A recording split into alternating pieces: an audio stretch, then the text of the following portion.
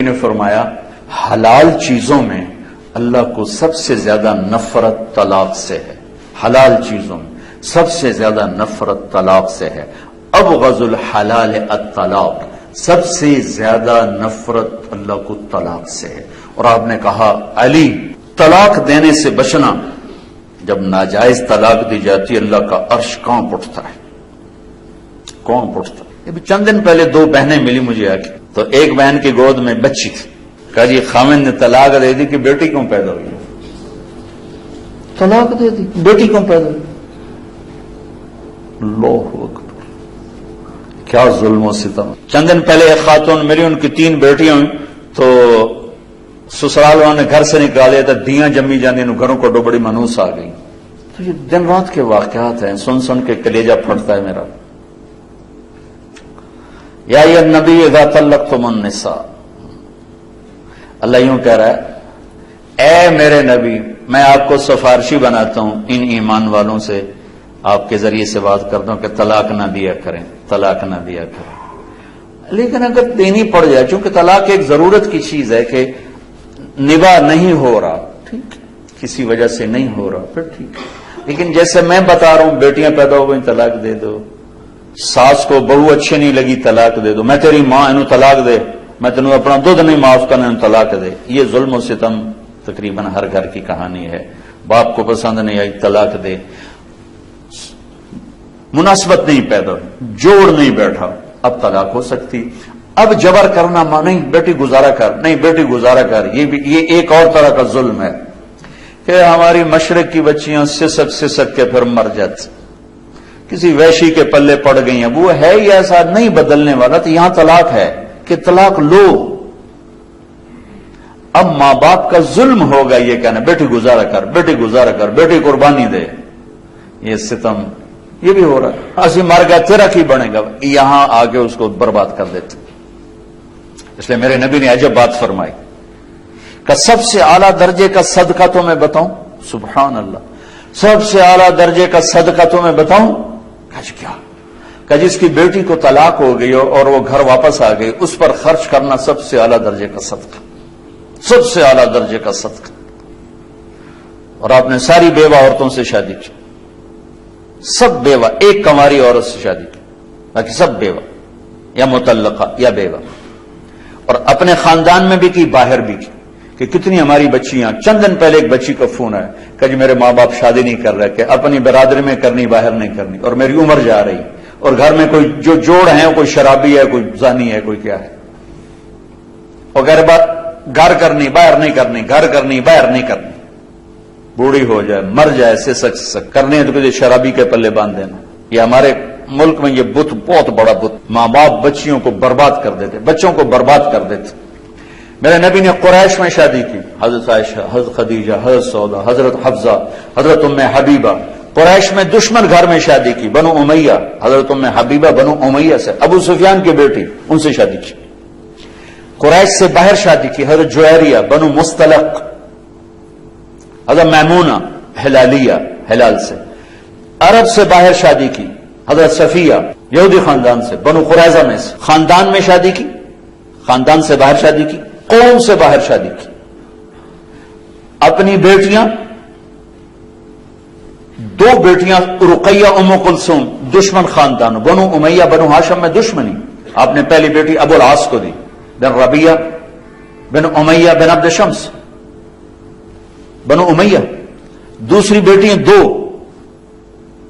حضرت زینب بن کو دی، اور حضرت رقیہ اور ام کلثوم حضرت عثمان بن عفان بنو امیہ.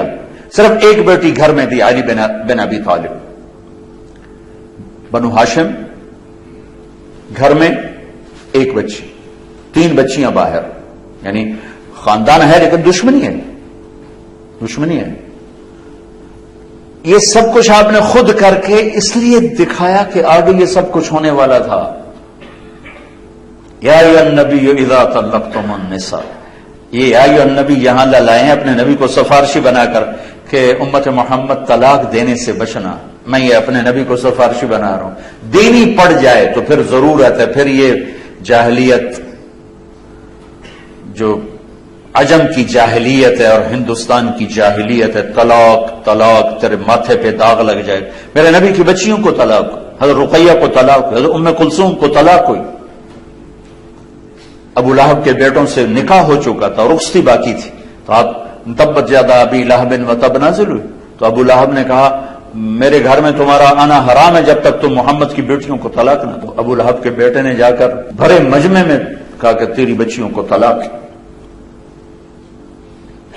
اور جا کے آپ کا گریبان پکڑ کے پھاڑ دیا.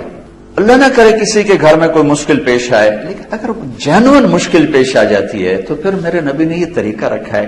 پھر ہمارے یہاں قتل کے پیچھے پڑ جاتے ہیں، دشمنیاں پڑ جاتی ہیں، خاندان ٹوٹ جاتے ہیں. اگر نیچرل چیز ہے نہیں نبھانی ہوا. حضرت حبیبہ بنت سہل آئیں کہ یا رسول اللہ میرا خامند بہت نیک آدمی ثابت بن قیس، انہیں غصے میں آ کے ایک دو تھپڑ مار دی تو میرے دل میں گرا بیٹھ گئی ہے، میں اس کے ساتھ اب نہیں گزارا کر سکتا. ان کا دین بھی بہت اچھا ہے، اخلاق بھی بہت ہے، لیکن انہوں نے مجھے مارا ہے، اب میرا دل ہٹ گیا، میں نہیں رہ سکتی. آپ نے کہا اچھا پہلا خلا، شریعت کا پہلا خلا. آپ نے کہا اچھا تو نے مہر میں 2 باغ لیے تھے، واپس کرے گی؟ ہاں جی واپس کرتی ہوں. ہم نے کہا ٹھیک جاؤ آزاد ہو. باغ ان کو واپس کر دی اور ان کو آزاد کر دی. کوئی لڑائی نہیں، کوئی نفرت نہیں، نیچرل چیز ہے. یہ بھی ان نیچرل ہے، اور ادھر سے گزارا کرو یہ بھی ان نیچرل ہے. تو سسک کے مار دینا یہ کیا انسانیت، یہ کیا زندگی کہ اس کا ہر دن مرتا ہے. تو خیر میں بات تو کچھ اور کر رہا تھا، ایک ضروری چیز بیچ میں آ گئی. رشتے ناتوں میں میرے نبی نے کہا دین دیکھو، اخلاق دیکھو. اپنے رشتہ داروں میں مل جائے بڑی اچھی بات ہے، اپنی قوم میں مل جائے بڑی اچھی بات ہے، اپنی قوم میں نہیں ملتا باہر دیکھ لو. میرے نبی سے میں نے آپ کو مثال، جی ہم پٹھان ہیں صرف پٹھانوں میں کرتے ہیں، ہم راجپوت ہیں صرف راجپوتوں میں کرتے ہیں، ہم ارائی ہیں صرف ارائیوں میں کرتے ہیں، ہم جٹ ہیں صرف جٹوں میں کرتے ہیں. اس سے کتنے گھر برباد ہو گئے، کتنی نسلیں تباہ و برباد ہو کے رکھے. میرے نبی نے کہا جب جوڑ کا رشتہ ملے تو دین دیکھو اور شادی کرو، دین دیکھو اخلاق دیکھو شادی کرو. پیسے سے زندگی نہیں گزرتی، شکل صورت پر زندگی نہیں گزرتی، اچھے اخلاق پر زندگی گزرتی ہے، میٹھے بول پر زندگی گزرتی ہے، درگزر پر زندگی گزرتی ہے، جو ہمارے معاشرے سے نکل چکی ہے. بات خامند گرم ہوتا ہے تو آسمان پہ چلا جاتا ہے، بیوی گرم ہوتی ہے تو آسمان پہ چلی جاتی ہے، ماں باپ گرم ہوتے ہیں تو اولاد ان کو دشمن نظر آنے لگ جاتی ہے، اولاد گرم ہوتی ہے تو انہیں ماں باپ دشمن نظر آنے لگ جاتے ہیں. وہ برداشت ہے ہی کوئی نہیں، درگزر. کسی بھی گھر کو آباد کرنا ہے تو درگزر کے بغیر گھر آباد نہیں ہو سکتا. 100% نہ میں بیوی کے مطابق ہو سکتا ہوں، نہ 100% بیوی میرے مطابق ہو سکتی، نہ 100% اولاد میرے مطابق ہو سکتی، نہ 100% ہم اولاد کے مطابق ہو سکتے ہیں. لہذا ایک ہی قانون چلے گا، وہ درگزر ہے اور میرے نبی والے اخلاق ہیں، اس سے ہمارے گھر آباد ہو جائے. تو خیر میں کیا یہ کہہ رہا تھا کہ میرے بھائیو اگر آپ سارا نہیں پڑھ سکتے یا الذین آمنوا تو پڑھ لو. اے ایمان والو، اے ایمان والو، کیا کہہ رہے ہو یا اللہ کیا کہہ رہے ہو؟ اے ایمان والو. تو کچھ ہمیں ہی کہہ رہا ہے، اے ایمان والو، اے ایمان والو. اور سورہ حجرات اخلاق کو بتاتی ہے، وہ ضرور پڑھیں کہ ایک معاشرہ کیسے بنتا ہے. سورہ نور واحد سورت ہے جس کی ابتدا ہے سورۃ انزلناہا وفرضناہا. یہ عجب لفظ ہے جو پورے قرآن میں کہیں نہیں آیا. ہم نے اس سورت کو اتارا اور اسے فرض کیا. سارا قرآنی فرض ہے، ان کچھ چیزیں فرض ہیں، کچھ واجب ہیں، کچھ طریقے ہیں، کچھ حلال کچھ حرام ہے. لیکن میں قربان جاؤں، آپ اس سورت کا ٹائٹل دیکھیں، سورۃ انزلناہا وفرضناہا. ہم نے سورت کو اتارا اور اسے فرض کیا. یہ الگ سے کیوں کہا ہے فرض کیا؟ اس ساری سورت میں کو سارے وہ برائیاں بتائی ہیں جس سے معاشرہ برباد ہوتا، کہ ان سے بچنا تمہارے اوپر فرض ہے. عجب طریقے سے سورت کی ابتدا اللہ تعالیٰ نے فرمائی ہے. تو سورت نور پڑھیں، سورت حجرات اخلاق بتاتی، سورت نور بد اخلاقیوں کی نشاندہی کرتی ہے. وہ کون سی بد اخلاقیں جس سے معاشرہ برباد ہو جاتا ہے اور تباہ و برباد ہو جاتا ہے. شروع یہاں الزانیۃ والزانی فاجلدوا کل واحد منہما 100 جلدہ. یہاں سے اللہ نے پہلی بات سنائی ہے کہ اپنے معاشرے کو زنا سے پاک کرو. جس معاشرے میں یہ فحاشی پھیل جاتی ہے وہ معاشرہ تباہ و برباد ہو جاتا ہے. جس عالم کا ترجمہ پسند ہے پڑھ لو، میں کسی کو ریفر نہیں کرتا. جس پر آپ کو اعتماد ہے، جس تفسیر پر آپ کو اعتماد ہے اس کو پڑھیں. اپنے نبی کی سیرت کے لیے کچھ وقت نکالیں، پھر اپنے بچوں کو یہ چیزیں بتائیں، اپنے سٹوڈنٹس کو یہ چیزیں بتائیں، اپنی اولاد کو یہ چیزیں بتائیں. قرآن سے نوٹس تیار کریں، سیرت سے نوٹس تیار کریں. 1 منٹ کا درس 2 منٹ 3 منٹ روزانہ بھی نہیں، آف اینڈ آن. تو ایسے ایسا جاتا ہے، ایسے جاتا ہے، ایسے جاتا ہے، ایسے جاتا ہے، ایسے جاتا ہے. اور اپنی معاشرت میں اگر آپ نے معاشرت کو پازیٹو بنانا ہے تو پہلے آپ پازیٹو سوچ پیدا کریں، آپس کی لڑائیاں ختم کریں. ٹیچر ہو کر ایک دوسرے سے سلام کلام نہیں ہے. یہ کیسے ٹیچر ہیں جو ہیں ٹیچر ایک ادارے میں اور ایک دوسرے سے سلام ہی نہیں کرتے، ایک دوسرے سے بات ہی نہیں کرتے، ایک دوسرے سے نفرت ہے، ایک دوسرے کی ٹانگیں کھینچ رہے ہیں، ایک دوسرے کو گرانے کی کوشش کر رہے ہیں. تو جو یہ کریں گے وہی ان کے اسٹوڈنٹ کریں گے، چونکہ کیفیات تو آگے شفٹ ہوتی. تو وہ ادارہ ہی نہیں جس میں ایک ورکر دوسرے ورکر سے بات ہی نہیں، اور خاص طور پہ تعلیمی ادارہ ہو اور ٹیچر سے بغض رکھتا ہو، وہ تو اس نے تو اپنی بنیادیں اکھاڑ کے پھینک دی. چونکہ نیگیٹو یوں جاتا ہے، دیکھیں نا اے سی کی ٹھنڈک آ رہی کہ نہیں آ رہی. ایسے ہی انسانی جذبات آگے جاتے. تو آپ ایک ادارے میں رہنے والے لوگ، مرد عورت چھوٹے بڑے، ایک دوسرے سے بولتے نہیں، ایک دوسرے سے نفرت ہے، بغض ہے، حسد ہے، گرانے کی تدبیریں ہیں. تو آپ نے تو اپنی نسل کو پہلے سے ہی غلط راہوں پہ چلا دیا. آپ زبان سے جو مرضی کہیں، آپ کے اندر کی کیفیات آگے جاتی. تو اپنے ادارے کو حسد سے پاک کریں، بغض سے پاک کریں، نفرت سے پاک کریں، توڑ سے پاک کریں.